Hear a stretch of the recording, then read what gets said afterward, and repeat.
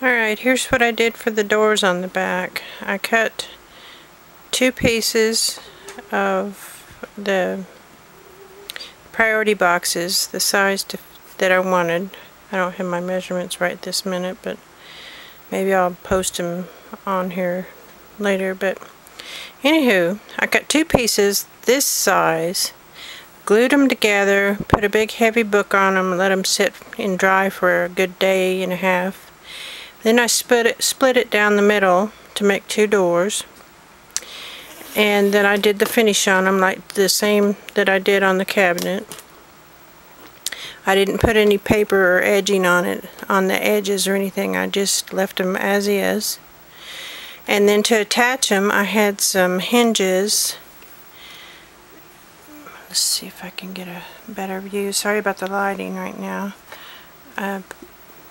With these regular hinges, I attached them using wire, and then these little decorative elements here that I got from Wild Orchid Crafts, they're just like a little charm thing, and they had some holes in them, so I used those to feed the wire, back through, so the wire wouldn't cut into the chipboard or cardboard.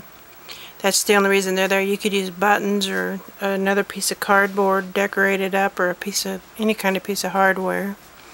That's what I did for the hinges, and then I wired them the same way. I used wire to wire them to the cabinet through the, I just poked a hole and used the wire. And for the closures, I just used those little photo turn things, and then cut me, I just punched out some little tiny, I don't even know if you can see them, little tiny pieces of cardboard with my hole punch, and then pierced a hole through the center of them, and then ran a brad through the center of this, and then through the cardboard, and then in through the cabinet, and then just opened the ends on the inside, and that's how I'm closing my doors. I don't know if I'll, oh sorry, might help if I was showing you the right thing, sorry. I don't know if I'll paint these or color them. I might leave them just gold as is, but anyway, just wanted to update you on the doors. The next thing I'm ready to do is to put on the plexiglass. I've got some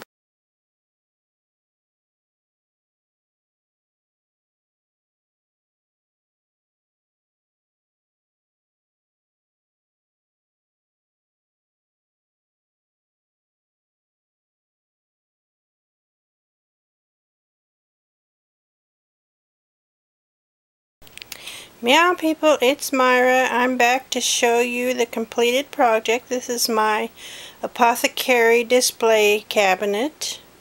It's all finished. I cut my plexiglass with a utility knife the size that I wanted and glued it onto the opening. And then my frame, I cut my pieces and mitered them. Glued them together on a flat surface, let them dry. And then I did the finish on them like I did on the cabinet, and then glued it onto the cabinet. Sorry about the glare, but it's unavoidable since there's a reflective surface there, but I tried to minimize the light in here, so that's probably why it's a little darker than usual, but hopefully you can still see. As you can see in there, hopefully, I have filled it with bottles and containers, but they are empty so far. I still have yet to fill them, and I haven't found what I want to fill them with, so that's why they're empty. But I just wanted to show you the case done, so you could go ahead and start yours if you wanted to. Because it's probably going to be a long process before I fill mine. I've got to find the things that I want to put in it, like little skulls and frogs and pills, and put labels on the jars and things like that. So there's lots of options. I just wanted to show you what you could do with it and what kind of things you could fill it with. One of my suggestions though is keep it light up on these 2 shelves. This one can take a little bit heavier load, but these, remember, it's made out of cardboard. And if your shelf does start to sag for some reason, if you put too much weight, You can always prop it up with a dowel rod back in the, like the center of the shelf. Just cut you a dowel rod the size of the space, paint it, to match your case, and then put it in there, and nobody will even be the wiser. And that'll help support your shelf if it starts to sag. But as long as you don't put anything heavy in there, it should be alright. But I'm pretty proud about how it turned out. It looks pretty cool. There's a side view, and there's the back. I hope you all like it, and I hope you've enjoyed coming along for the ride to see how I create and how things turn out in the process that I go through. And I hope that you make one too, and if you do, I would love to see a video of it. So if you do create one, post a video and let me know that you've done it, and I'd love to see it. Thanks for coming along. Sorry about my babbling again. Meow for now.